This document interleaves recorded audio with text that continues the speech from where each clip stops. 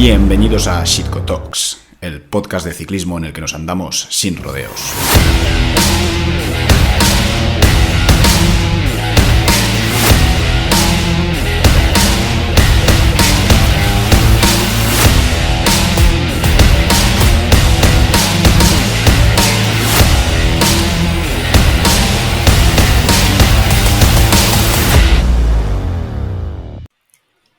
Buenos días a todos, nuevo episodio de Shitco Talks, nueva entrevista. Hoy contamos entre nosotros con Adrián Castillo.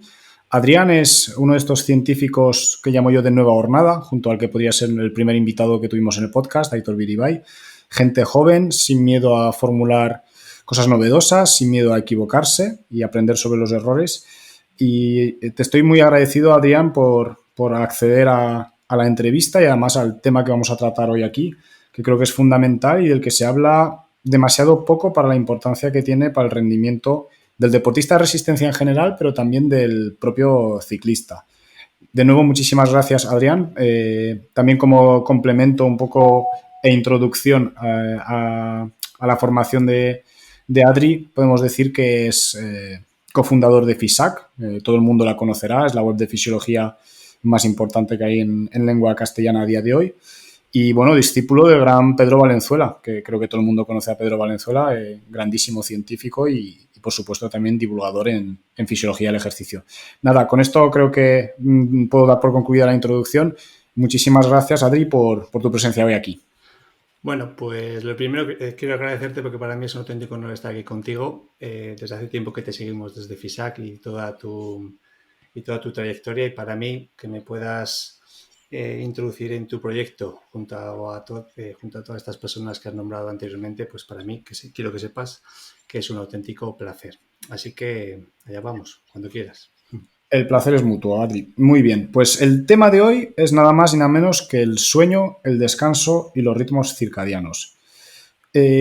Como breve introducción que voy a hacer yo, aunque el protagonista del día de hoy evidentemente no es mi persona, nos centramos mucho en el campo del rendimiento, en entrenar más y mejor para producir esas adaptaciones, pero nos olvidamos frecuentemente de que después de entrenar hay que conseguir recuperar la homeostasis del organismo y para eso hay que descansar. Y la mayoría de la gente falla en ese apartado, y cuando fallamos en ese apartado, pues las tan buscadas adaptaciones no llegan nunca. Por lo tanto, lo que quiero decir con todo esto es que estamos ante un episodio fundamental para cualquier persona interesada no solo en su rendimiento, sino también, como veremos posteriormente, en la salud. Y todo este tema de los ritmos circadianos está muy en boga, se habla mucho de ello, pero realmente poca gente lo acaba de definir, ¿no? Hay muchas definiciones que se podrían utilizar. A mí me gusta mucho una que es bastante simplificada, pero al final creo que es bastante oportuna.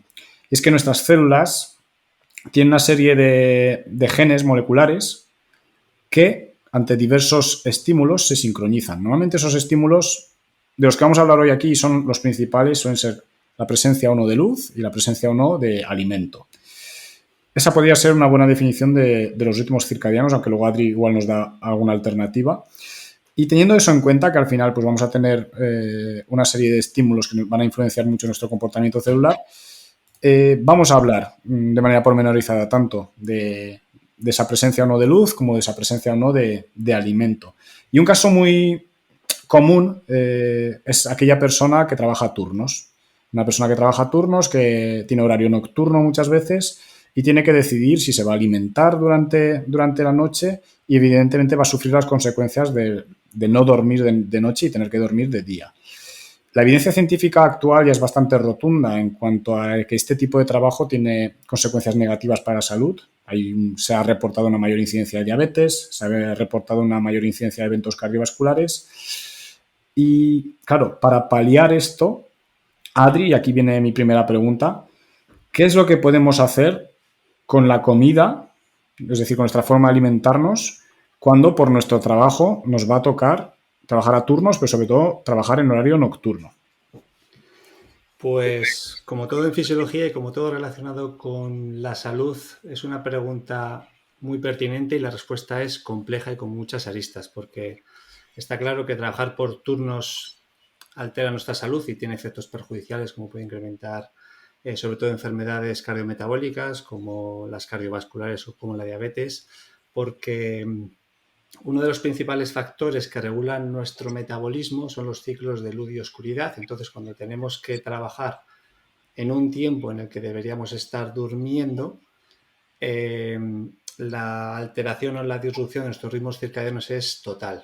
De tal manera que cuando tu producción óptima de insulina se sitúa justo cuando nos levantamos y decrece a medida que avanza el día, si tú tienes que alimentarte o comer precisamente cuando estás trabajando y estés en un horario nocturno, evidencias recientes, según un estudio publicado en el último año en Science, en una de las revistas de Science,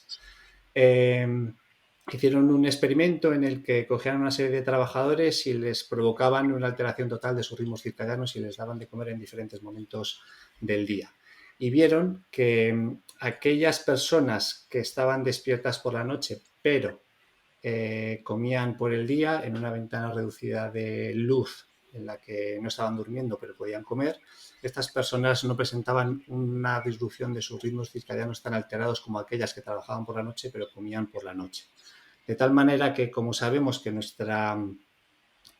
nuestro control de la glucosa es óptimo o es más óptimo durante el día que durante la noche, aquellas personas que trabajan por la noche, una buena solución sería adaptar o incluir las comidas en ese horario diurno en el cual puedan llegar a comer y no estén durmiendo.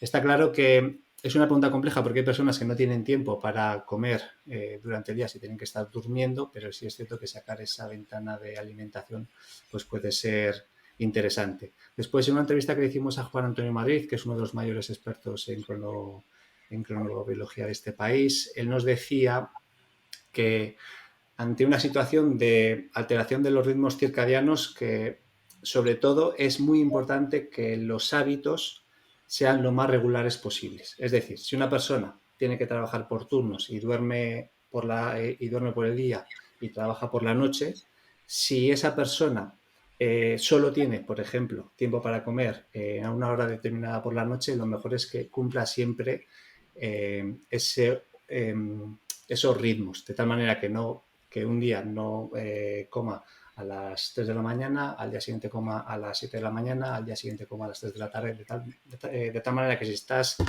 expuesto a una alteración de tus ritmos circadianos, por lo menos en la medida de lo posible, lleves un control regular de todos aquellos inputs que puedan impactar en tu metabolismo. También es muy interesante, más allá del horario de la comida, es muy interesante que, por ejemplo, aquellas personas que tienen que trabajar por la noche, si incluyen, por ejemplo, una pequeña sesión de ejercicio durante el día, aunque sea un hit cortito, puede ayudar a mejorar su control metabólico y atenuar ese impacto en los ritmos circadianos que puede ser el trabajar por la noche.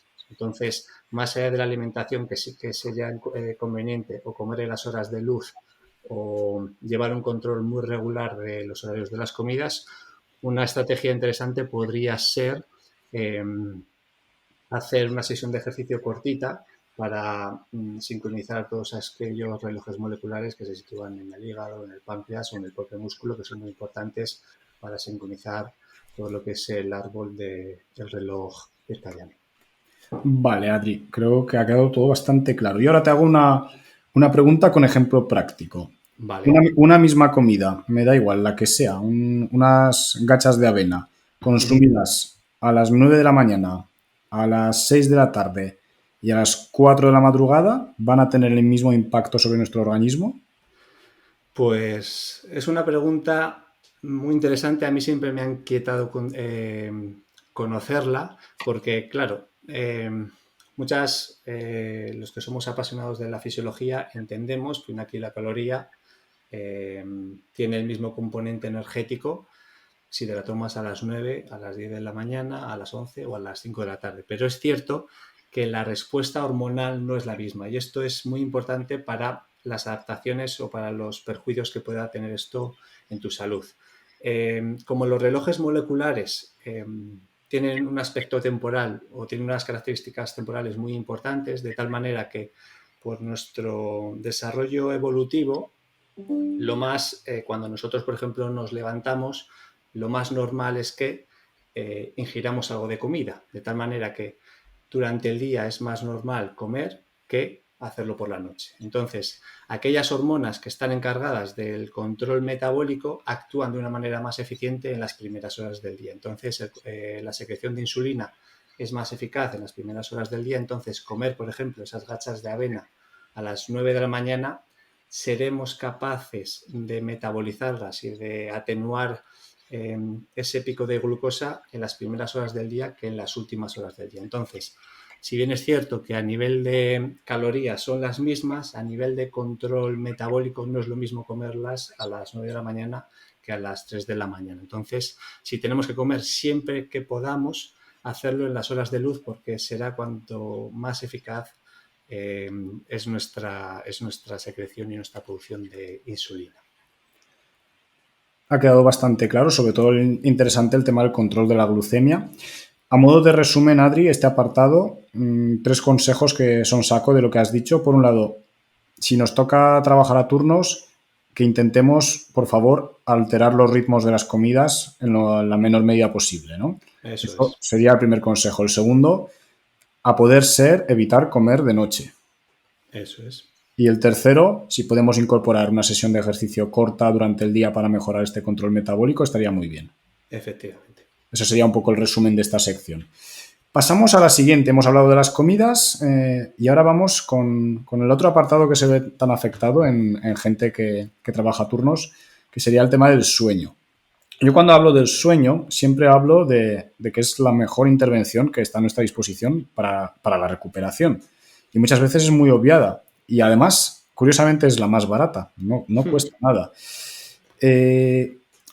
La gente suele preocuparse por pequeños detalles que pueden o no mejorar la recuperación, muchas veces detalles sin evidencia científica, como puede ser la presoterapia a día de hoy, las típicas botas Normatec, que además cuestan su dinero, la electroestimulación y derivados, van a masajes que cuestan un tiempo y un dinero, y muchas veces vemos que están aplicando todo este tipo de estrategias para recuperar y, sin embargo, duermen a deshoras o duermen mal, o están con la pantalla delante de la cabeza justo antes de acostarse. En definitiva, quizás la parte más gruesa de la recuperación la están obviando en favor de pequeñeces, ¿no? Y también, por complementar un poco la información, hay muchos factores que pueden afectar a la calidad y cantidad del sueño. Voy a enumerar un poco los más importantes, aunque hay otros tantos. Desde luego está presente el estrés, está demostrado científicamente, el consumo de alcohol, sobre todo en las horas previas antes de acostarse, la falta de actividad física, como bien ha mencionado Adri anteriormente, aguda, es decir, en el día, pero también a nivel crónico, es decir, el sedentarismo afecta a la calidad y cantidad del sueño. Absolutamente. Y un tema que vamos a comentar un poco en profundidad hoy también es el tema de la luz azul, ¿no? Todas las luces que podemos tener en el cuarto a la hora de dormir o incluso la exposición previa al sueño. Adri, ¿qué nos podrías comentar? ¿Qué es lo que ocurre a nivel metabólico mientras estamos durmiendo?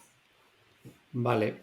Lo primero quiero recalcar o quiero confirmar todas las palabras que tú has dicho, porque muchas veces los entrenadores o los deportistas focalizamos mucho en aspectos que pueden ser importantes dentro del rendimiento, pero es cierto que uno de los pilares absolutos es aumentar tanto las horas de sueño como la calidad del sueño. Y yo creo que un buen entrenador debería focalizar mucho en ese sentido, porque quizá entrenar un día más o hacer una serie más puede ser importante, pero dormir media hora más o una hora más va a repercutir de forma muy importante en la salud y en el rendimiento del Te interrumpo muy brevemente, Adri, porque acabas de mencionar una cosa que no se me había pasado por la cabeza, creo que es absolutamente relevante.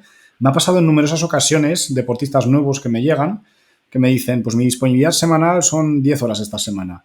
Y me dicen, el lunes tengo una hora y media para entrenar. Yo tan contento, les pongo una sesión de hora y media, luego reviso en Training Peaks y lo que observo es que han estado haciendo rodillo a las 11:15 de la noche. Ya.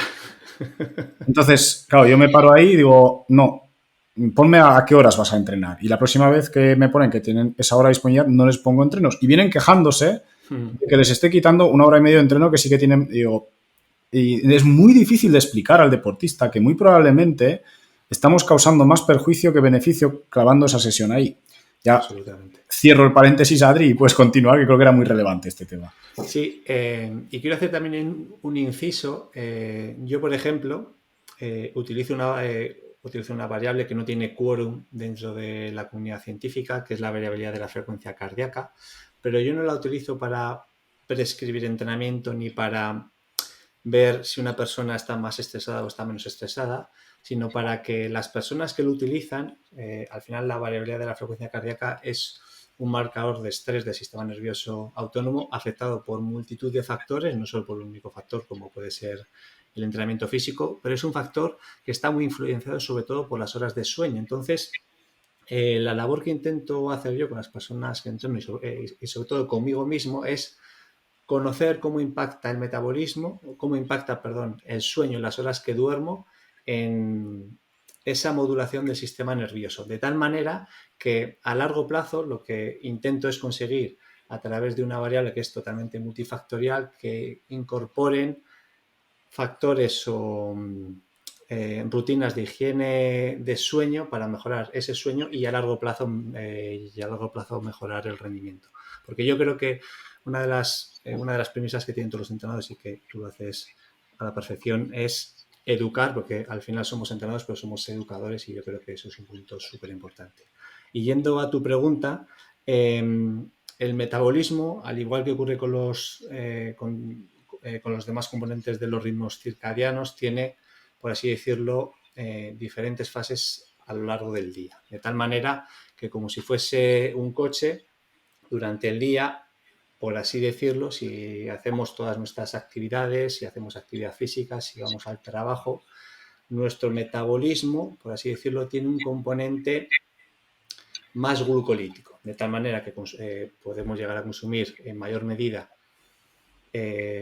glucosa y grasas, quizá en mayor medida incluso glucosa si tenemos mayores niveles de actividad física, pero cuando dormimos, con el objetivo de que el cuerpo recupere y de que el cuerpo repare todos aquellos tejidos que se han podido ir dañando, tiene que descender esas demandas energéticas de tal manera que la mitocondria, en lugar de ir por la vía de la glucólisis, es decir, por la vía de la metabolización de la glucosa, lo que hace es que comienza a oxidar grasas en mayor medida que durante el día. Entonces, lo que se tiene que producir por la noche es un descenso en nuestro metabolismo, o sea, una depresión en nuestro metabolismo, de tal manera que nuestras mitocondrias, nuestras células comienzan a consumir, a quemar grasa por la noche en mayor proporción que lo debería hacer con respecto a la glucosa. Lo que se está viendo actualmente es que debido a la alteración de los ritmos circadianos, a nuestros patrones de actividad, de sedentarismo, como tú has dicho antes, o de que cenamos tarde, o de que nos metemos a la cama con el móvil, lo que hace es que esta depresión que se debe producir en nuestro metabolismo para que nuestras células oxiden grasas, lo que hace es que esa depresión no es tan pronunciada y se está viendo que personas incluso jóvenes o que no tienen patología clínica de diabetes, por ejemplo, se está viendo que tienen dificultad para oxidar grasa, tienen mayor dificultad para ver esa depresión que se debe producir por la noche. Entonces, lo que debería ser un estado de reparación y de regeneración no lo es tal, porque el descanso no es profundo y porque la salud mitocondrial de una gran parte de la población comienza a envejecer cada vez a edades más tempranas. Y el sueño es un buen síntoma de cómo una persona tiene su salud, por así decirlo, mitocondrial o cardiovascular. Muy interesante. Y pregunta complementaria a esta última. Uno de los factores que más altera los ritmos circadianos, la exposición a la luz justo antes de irnos a dormir, o incluso en la exposición a la luz en el cuarto en el que estemos durmiendo. Aquí hay pues, varios componentes de los que podemos estar hablando. Podemos hablar del cortisol, de la glucosa, de la melatonina. Yo creo que aquí nos hablarás, Adri, un poco de qué es lo que se está produciendo a ese nivel. Y también, ya que has mencionado antes la variabilidad de la frecuencia cardíaca, si conoces algún estudio que haya relacionado pues, el dormir con luz con un impacto en la frecuencia cardíaca, tanto a nivel de variabilidad como a nivel basal. En definitiva, un poco la pregunta es, ¿qué nos causa la exposición a esa luz a la hora de dormir? Dormir con luz, es decir, o por ejemplo, imagínate que te duermes en el sofá viendo una serie o que duermes con la persiana subida y tienes mucha contaminación lumínica.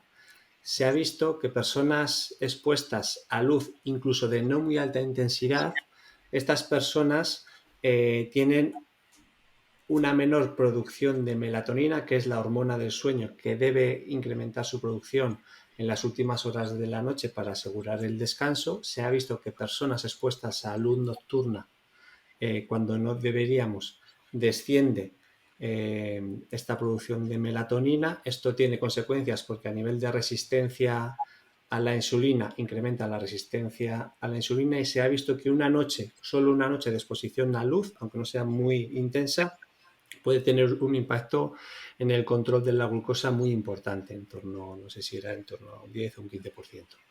Y a nivel de variabilidad de la frecuencia cardíaca, en lugar de aumentar, que significaría que nuestra rama del sistema nervioso parasimpático, que es la rama encargada de los procesos de recuperación y de regeneración, está más activada, hay una depresión en esa variabilidad de la frecuencia cardíaca, y la frecuencia cardíaca, que es un marcador fisiológico, en mi opinión, súper interesante, en vez de decrecer como decrece el metabolismo, cuando dormimos con luz se ve que está ligeramente incrementada. Entonces, algo tan, por así decirlo, tan trivial como puede ser el dormir con luz o el tener las persianas subidas y con tanta contaminación lumínica que tenemos ahora en la mayoría de las ciudades, esto puede hacer que descienda nuestra salud metabólica. Por eso hay muchos estudios que animan a aquellas personas que vivimos en las grandes ciudades y tenemos este tipo de contaminación a dormir, por ejemplo, con antifaces. Y está claro que no se puede hacer ciencia con casos únicos, como por ejemplo puede ser el mío, pero desde mi perspectiva personal puedo decir que algo tan básico como dormir con antifaz ha sido uno de los cambios más sustanciales en mi calidad de sueño que he podido implementar en los últimos tiempos. Y es algo súper sencillo, súper barato, y la verdad es que a mí, por ejemplo, me ha cambiado la forma en la que duermo. Sé que no es muy científico el hecho de hablar con un caso único personal, pero siempre que puedo, pues a la gente lo prescribo. Bueno, y de hecho tenemos algo de evidencia, con el uso de antifaces, según he leído yo. Sí, Eh, sí, sí, sí, por supuesto. Has mencionado un dato interesante. Yo, por contextualizar un poquito para la gente, has dicho que puede haber una disminución del control de la glucemia del 10-15%. Para que la gente se haga una idea, eso puede suponer perfectamente pasar de unos niveles de glucosa basal completamente normales a unos niveles prediabéticos. Entonces, un 10-15% que puede sonar a poco, pero en una glucemia basal de 94, pues si eso añadimos, nos estamos yendo a unos niveles un poco peligrosos. Efectivamente. Y sobre todo, el segundo comentario que quería hacer yo era referente a lo que has comentado de la frecuencia cardíaca basal y la variabilidad. Al final, toda la gente, lo llevo siempre a mi terreno, ¿no? Que es el rendimiento. La gente del rendimiento está siempre muy preocupada con ese nivel de HRV que esté lo más alto posible y que la frecuencia basal esté lo más baja posible. Y el simple hecho de dormir expuestos a un poquito de luz, cómo afecta en esos dos parámetros. Y hemos hablado mucho de glucosa, hemos hablado mucho de cortisol también, del estrés, de la melatonina, hormona del sueño. Y nos hemos dejado por el camino una hormona que para mí es fundamental, sobre todo para el campo que aquí nos concierne en este podcast, que es la testosterona, que es la hormona anabolizante por excelencia, no la única, pero sí la más importante. Y quería relacionarlo un poco con el tema del sueño, ¿no? El pico de testosterona se produce al inicio de la fase REM, REM, Rapid Eye Movement, movimiento rápido del ojo. Ahí se produce el pico. Entonces, todo lo que sea interrumpir esa fase del sueño, problemas a nivel anabólico. Y se ha hecho bastante ciencia con los temas de la testosterona y el sueño, y se ha visto que una deprivación del sueño, pero nada, de un par de horas al día durante tan solo una semana, ya reduce los niveles de testosterona sérica en varones. Y aumentar las horas de sueño de 8 a 10 horas los aumenta. Al final, si tú eres deportista, te interesa un ambiente más bien anabólico, por lo tanto, qué mejor exponente que este para decir, duerme con la mayor calidad posible y cuantas más horas puedas, casi que mejor, porque visto lo visto, te vas a exponer pues a esa recuperación mejorada y a mayores adaptaciones. No sé si estás de acuerdo, Adri. Absolutamente. Claro, es que a mí me suena como la ciencia del sueño es como una ciencia entre comillas, por supuestísimo, es una ciencia como muy fácil, porque es eh, sota caballo rey. Sabemos que dormir más y cuantas más horas mejor, casi siempre, en casi todos los casos, va a ser óptimo para nuestra salud. Entonces, todo lo que sea incrementar ese volumen de sueño y esas horas de calidad siempre nos va a favorecer. Entonces, todas las recomendaciones que vayan hacia ese camino, pues van a ser las adecuadas. Y es que eh, todos los másteres de entrenamiento, todas las planificaciones que van al dedillo en casi todos los factores y que están muy bien hechas, si se olvidan de este factor, se olvidan posiblemente del factor que va a permitir que las adaptaciones que se producen cuando estamos entrenando se produzcan de forma exitosa. Entonces, nosotros en FISAC que intentamos que la gente se eduque en esto, en vez de ir a si este suplemento te puede mejorar el rendimiento de un 3% porque se ha hecho un estudio con 10 ciclistas y aquellos que consumen X pues van a tener un pico de potencia mayor que los que no lo consumen, lo que más evidencia, uno de los factores que más evidencia tienen dentro del campo del rendimiento es con diferencia el sueño. Y siempre lo dice Federer, que uno de los factores clave, aunque también es cierto que muchos deportistas tienen los mejores preparadores, tienen los mejores nutricionistas, pero él siempre dice que uno de los factores que le permitió alargar su carrera fue que incrementó las horas de sueño pasando muchos días a dormir más de 10 horas al día. Entonces, yo creo que a nivel de salud y a nivel de rendimiento, pocos factores hay con mayor evidencia científica que el hecho de dormir bien. Vale, como resumen de esta sección, al igual que hicimos con la anterior, a mí lo que me queda claro es que hay que evitar a toda costa las pantallas y la luz a poder ser en el lugar donde dormimos y su exposición antes de dormir. A poder ser, si podemos llevar antifaz durmiendo, puede ser una buena idea. Y dormir todo el tiempo que podamos, que nos lo permita el cuerpo y las circunstancias, ¿no? Pero intentar, pues, no interrumpir de manera artificial esas horas de sueño que nos pide el cuerpo. ¿Algo más que añadirías como resumen de esta sección, Adri?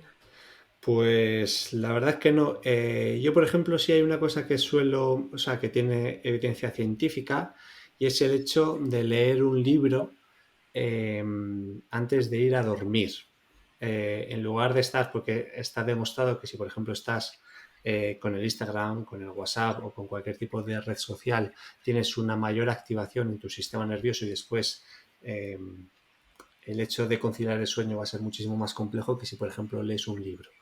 Si lo lees en formato electrónico, mejor que con iPad. Si lo lees eh, en Kindle, mejor que en el... O sea, perdón, si lo lees en Kindle, mejor que en el iPad, porque la luz azul que tienen las pantallas de las tablets es significativamente mayor, pero si lo podemos leer en libro en papel con una luz que tenga muy baja intensidad, puede llegar a ser incluso más recomendable. Entonces, conciliar el sueño con un libro puede ser una buena estrategia tanto para aprender justo antes de irte a dormir y como para mejorar esos últimos minutos justo antes de irte a dormir.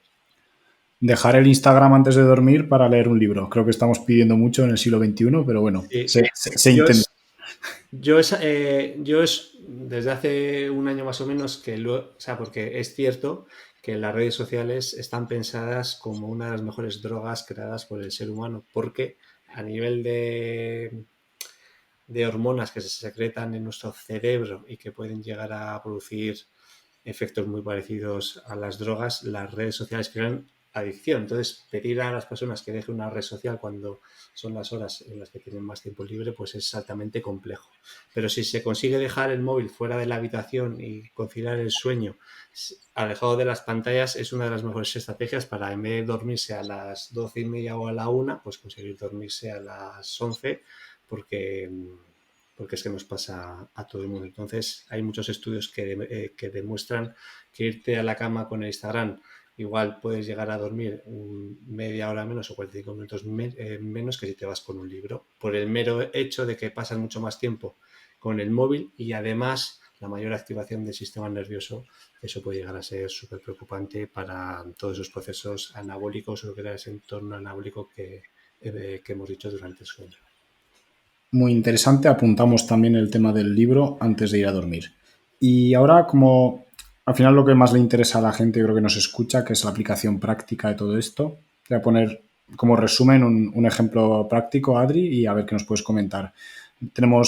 Imaginemos a Paco, que es un cicloturista de mediana edad, que tiene su trabajo, y quiere optimizar su recuperación. Aquí hemos hablado tanto de sueño como hemos hablado también de cómo gestionar las comidas y los ritmos circadianos. Hazle un resumen de cómo puede optimizar su recuperación en general, tanto con los temas que hemos tratado como otras cosas que se te puedan ocurrir que sean interesantes y que no hayamos tratado aquí. Vale.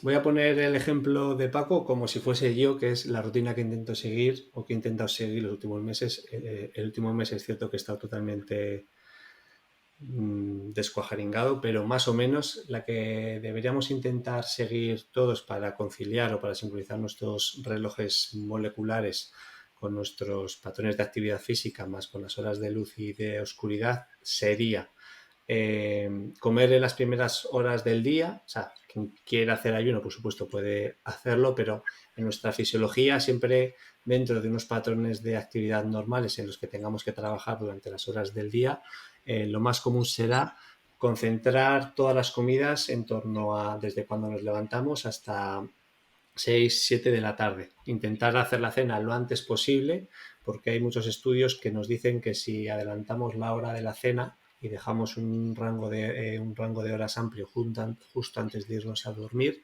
la conciliación del sueño y la caída de ese perfil metabólico hacia una mayor oxidación de las grasas va a ser mayor que si atrasamos las horas de la cena. Entonces, intentar cenar lo antes posible, concentrar las comidas en las horas de luz, intentar hacer actividad física siempre que podamos, porque es mejor moverse que no moverse, pero si podemos tener la oportunidad de elegir cuándo movernos, siempre en horarios de luz. Pues eso, justo antes de las 6, 7 de la tarde, porque si tenemos que entrenar a las 10 de la noche y es cierto que vamos a conseguir adaptaciones físicas, la disrupción o la alteración de los patrones de sueño pues puede llegar a comprometer todas esas adaptaciones que son pertinentes cuando tenemos ese entorno anabólico, como tú has dicho antes. Entonces, concentrar la actividad física en horas de luz, concentrar los horarios de las comidas en horas de luz y reducir el uso de pantallas, sobre todo el uso de pantallas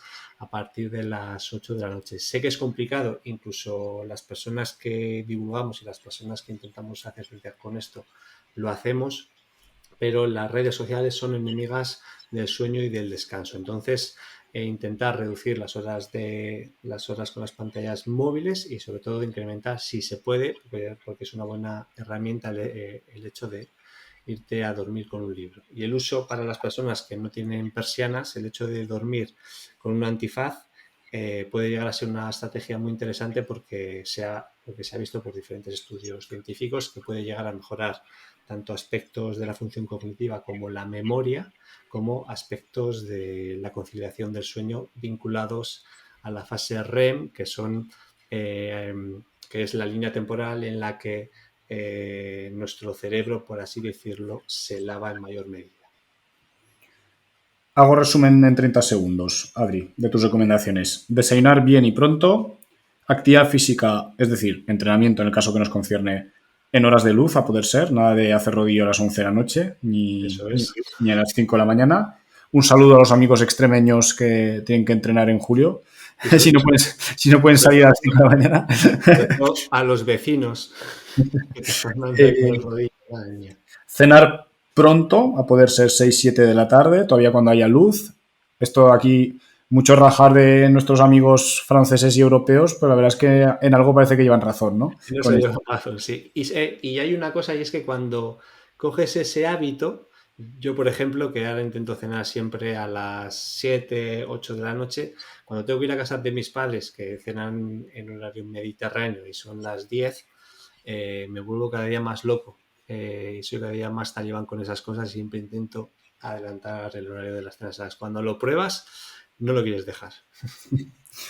Reducir pantallas desde el momento que oscurece a poder ser leer antes de dormir en vez de usar pantallas y uso de antifaz. Esas serían las Eso, recomendaciones. eso ¿Algo es. más que quieras añadir de otros apartados que no sean alimentación y sueño?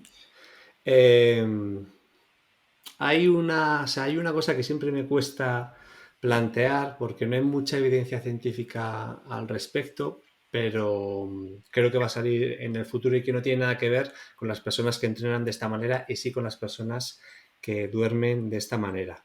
Por supuesto, es conveniente, esto lo voy a comentar, esto es conveniente, por supuesto, que se consulte con un médico, pero una de las estrategias que más está impactando en mi salud y en la de las personas a las que les veo hacerlo es las personas que roncan por la noche o que duermen con la boca abierta, que es una gran parte de la población porque es una adaptación fisiológica derivada de tener unos cerebros más grandes. Entonces el ser humano, por así decirlo, actualmente una gran parte de la población tiende a dormir con la boca abierta. Esto hace que pierdas más agua, te tienes que levantar más veces por la noche para beber agua, lo que quiere decir que también te tienes que levantar más veces a mear. Entonces tienes patrones de sueño más irregulares. Personas que tienen esto no tiene nada que ver con tener apnea del sueño, que es decir, esto no está pensado para personas con patologías y sí para personas que están saludables, pero tienen algún tipo de disfunción como ronquidos y demás.